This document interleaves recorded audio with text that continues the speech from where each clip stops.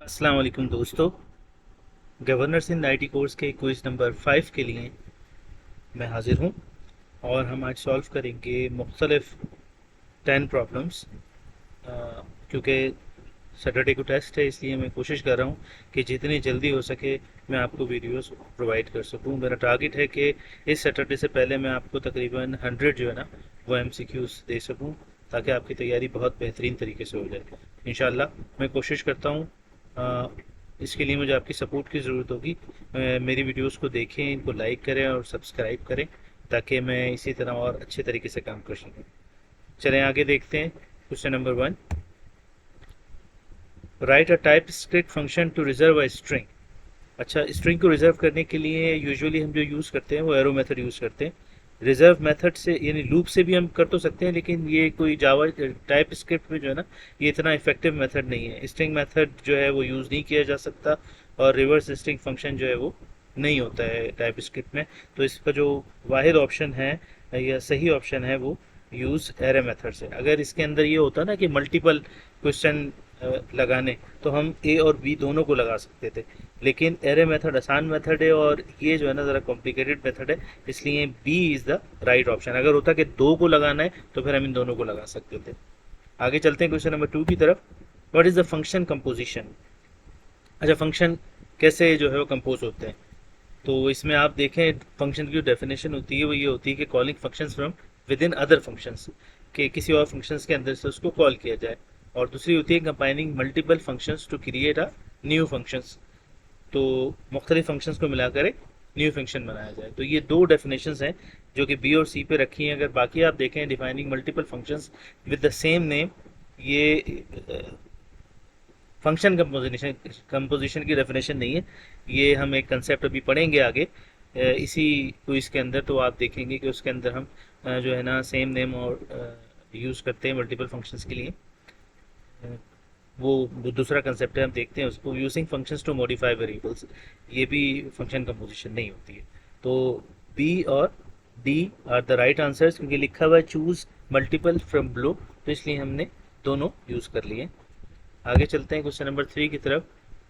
अच्छा, इससे पहले कि मैं आपको क्वेश्चन नंबर 3 करवाऊँ, आप ये बात याद रखें कि मेरी एक वीडियो जो कि एक एमसीक्यूज़ को सॉल्व करने की है, कि उसको किस तरह साइंटिफिकली प्रूवन मेथड से सॉल्व करते हैं, वो आपको बहुत हेल्प करेगी।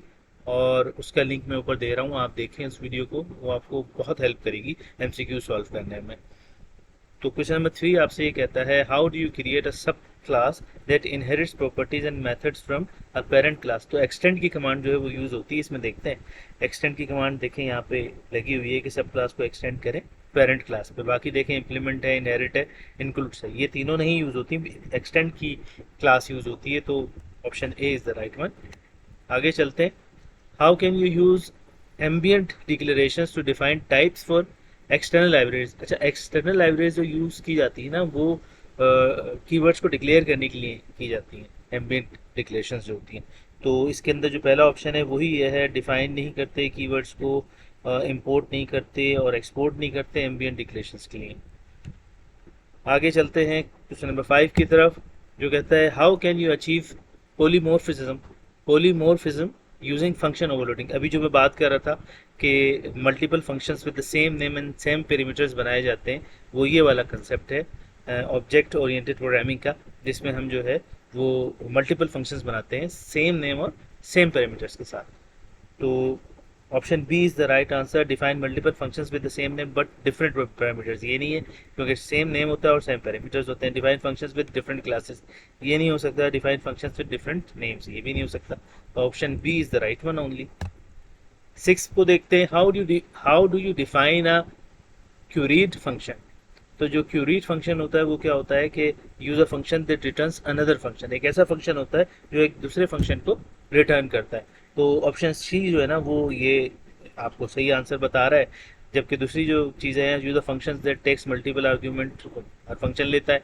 Use a function that calls another function, call की बात नहीं, रिटर्न करता है, ये क्यूरेट फंक्शन जो होता है। Use a function that modifies variable, नहीं, जरूरी नहीं है। तो option C is the right answer. How do you declare a string variable and assign a value to it. सबसे पहले डिक्लेयर करना है और फिर असाइन करना है। तो यहाँ देखें लेट, आपको पता है जावास्क्रिप्ट में लेट यूज़ होता है, तो यहाँ तो वार कॉन्स्ट और टाइप यूज़ हो रहा है, तो ये तो यूज़ ही नहीं होगा। लेट स्ट्रिंग, पहले इसको जो है इसने असाइन किया, उसके बाद इसने वैल्यू डिक्लेयर करा दी इसकी कि भाई तो पहले डिक्लेयर कराया है, उसके बाद वैल्यू हेलो की असाइन करा दी है। तो ये जो है वो सही ऑप्शन है। आगे चलते हैं। Define a variable in type script. एक वेरिएबल को टाइप करने के लिए हमने अभी डिस्कस किया था कि लेट की कमांड यूज़ होती है, बार वेरिएबल डिफाइन यूज़ नहीं होती है टाइप स्क्रिप्ट में। तो option B is the right answer. आगे चलते हैं। How do you define a higher order function. Higher order function को डिफाइन करने के दो तरीके होते हैं। इसके अंदर ये लिखा हुआ है कि मोर देन वन आंसर जो है वो आप ऑप्ट कर सकते हैं।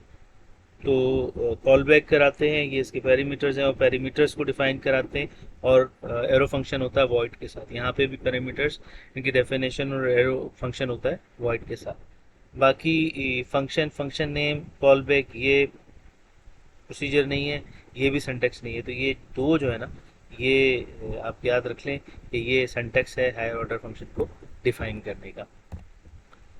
How can you manage code complexity and maintainability in large type script projects. जो बड़े बड़े प्रोजेक्ट्स होते हैं, तो हमने ये सर अमीन आलम ने हमें पढ़ाया था कि उनको हमें बनाने के लिए यूज़ अ मॉड्यूलर कोड स्ट्रक्चर जो है, यानी मॉड्यूल्स बनाते हैं, और उन मॉड्यूल्स को मिला के फिर जो है ना वो हम एक टाइप स्क्रिप्ट प्रोजेक्ट बनाते हैं, जो कि बहुत अच्छा होता है कॉम्प्लेक्सिटी और मेंटेनेबिलिटी के हवाले से। तो option A is the right answer. दूसरे भी देख लेते हैं। Use a single responsibility principle, नहीं है, सिंगल रिस्पॉन्सिबिलिटी नहीं होती। यूज़ कंसिस्टेंट कोडिंग स्टैंडर्ड, अगर सिंगल रिस्पॉन्सिबिलिटी तो एक ही आदमी जो है वो कितना कॉम्प्लेक्स प्रोजेक्ट कैसे करेगा। यूज़ कंसिस्टेंट कोडिंग स्टैंडर्ड, ये अच्छी बात है, लेकिन ये मेंटेनेबिलिटी और कॉम्प्लेक्सिटी के लिए सबसे पहली चीज़ नहीं है। सबसे जो बेहतर है वो मॉड्यूलर कोड है। यूज़ वर्जन कंट्रोल, ये भी इंपॉर्टेंट बात है, लेकिन मॉड्यूलर कोड स्ट्रक्चर से ये सब चीज़ें उसके अंदर आ जाएंगी। तो इसके अंदर अगर आप देखते हैं तो राइट आंसर जो है, या राइट ऑप्शन जो है वो ऑप्शन ए है। तो ये था हमारा अभी का क्विज़। मुझे उम्मीद है कि आपको मेरी मेहनत पसंद आ रही होगी। मुझे इन चीज़ों को बताने के लिए काफ़ी मेहनत करना पड़ती है। तो आपसे रिक्वेस्ट है कि आप मेरे चैनल को सब्सक्राइब करें, मेरी वीडियोस को लाइक करें, और ज़्यादा से ज़्यादा मेरी वीडियोस देखें, ताकि मेरी मोटिवेशन इसी तरह बरकरार रहे। अल्लाह हाफिज़, अस्सलाम वालेकुम।